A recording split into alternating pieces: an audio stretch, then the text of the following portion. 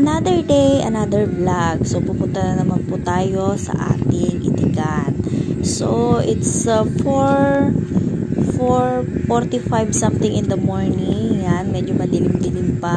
Kasi alas 4 talaga kami gumigising ng aking asawa para puntahan ng aming itik. So, bit-bit niya ang pagkain ng itik.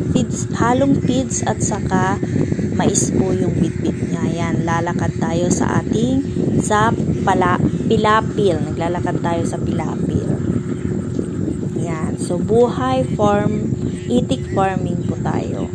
Kung sa mga nagsasabi na malawak po ang aking lupain, nakikikuan lang po kami, nakikipakat lang po kami ng itikan sa fish pan nila, which is nag-oo naman sila. So, dyan kami naglagay ng aming itikan. Nagpaalam po muna kami bago nagpakat ng kulungan yung asawa ko dyan sa may fish pan. Para po meron silang paliguan kasi ikukuan po namin sila, ipupultry po namin sila. So, nakita ng asawa ko na merong parang iika-ika na itik. So, yan, natalian pala yung kanyang paa. So, tinatanggal niya po yung tali dun sa paa niya. Tsaka niya, nung natanggal na niya, linagyan po niya ng damo na something na pwedeng makatulong sa sugat ng kanyang paa. So, yan. Meron kaming 3 itlog na nakuha ngayon, which is hindi siya normal kasi 6 na yung nakukuha namin araw-araw. So, ngayon, 3 lang siya. So, yan, nilagyan niya ng dahon. Pinigaan niya ng dahon. Yan. Para gumaling din at makaka-recover. Tapos, binibilang-bilang niya yung itik niya, kung tama ba yung puti. Ganon yung kanyang palatandaan, guys. Kasi hindi na namin sila binabantayan ng gabi.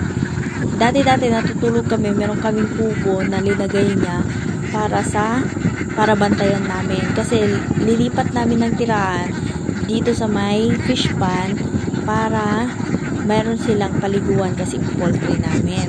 Ulit-ulit na. So, ipupoltry namin sila. Ngayon, hindi na namin binabantayan. Pinupuntahan na lang ng mga anak ko pag tanghali para i-check kung merong nakawala o kaya merong nagitlog, ganon.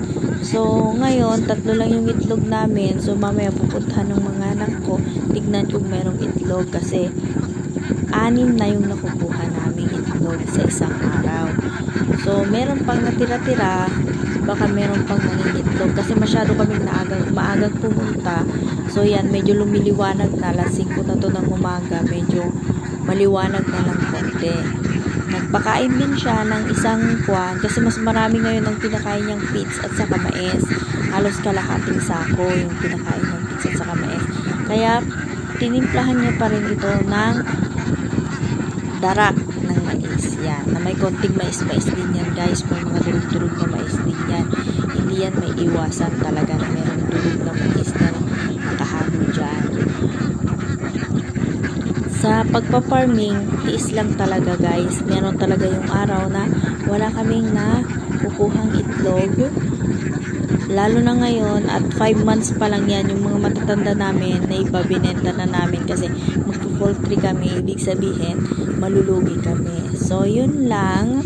Tapos ng aming pakain. Bye-bye, itik. Punta na ako. Nauna na ako sa asawa ko dun sa may motor. Maglalakad na naman tayo sa Pilapil. Yun lang. Bye-bye!